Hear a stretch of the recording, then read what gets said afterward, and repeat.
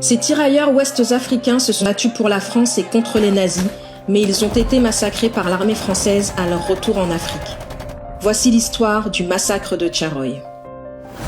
En 1944, plus de 1600 soldats subsahariens sont rapatriés à Dakar après avoir été faits prisonniers par les Allemands en 1940. Réunis au camp militaire de Tcharoy, ils exigent que l'armée française leur verse leur solde de captivité et leur prime de démobilisation. Mais malgré les promesses du gouvernement et la réglementation en vigueur, l'armée refuse. Le 1er décembre au matin, les responsables militaires réunissent les tirailleurs qui n'étaient pas armés sur l'esplanade. Selon plusieurs historiens, ils auraient alors tiré sur le groupe à balles réelles à l'aide d'une automitrailleuse. Bilan, 35 morts et 35 blessés selon le gouvernement.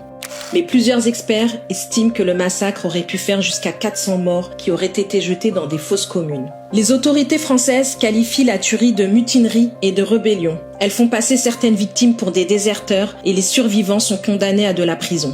En 2014, 70 ans plus tard, le président François Hollande s'est rendu à Tcharoy où il a reconnu une répression et remis certains documents militaires. Les événements qui ont eu lieu ici en décembre 1944 sont tout simplement épouvantables, insupportables. Je voulais réparer une injustice et saluer la mémoire d'hommes qui portaient l'uniforme français et sur lesquels les Français avaient retourné leurs fusils. Ce fut la répression sanglante de Tcharoy.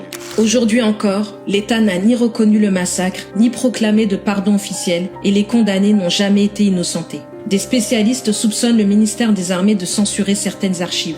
En avril 2021, le gouvernement français a été pour la première fois condamné par la justice à verser des indemnités à Biram Senghor, fils de l'une des victimes. Mais un pourvoi a été déposé devant le Conseil d'État.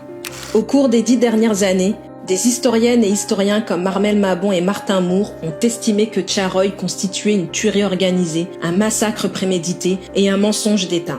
Les familles de victimes demandent aujourd'hui que les corps soient recherchés, exhumés, puis identifiés. Elles souhaitent également obtenir la mention mort pour la France, un procès en révision et la solde qu'auraient dû percevoir leurs proches.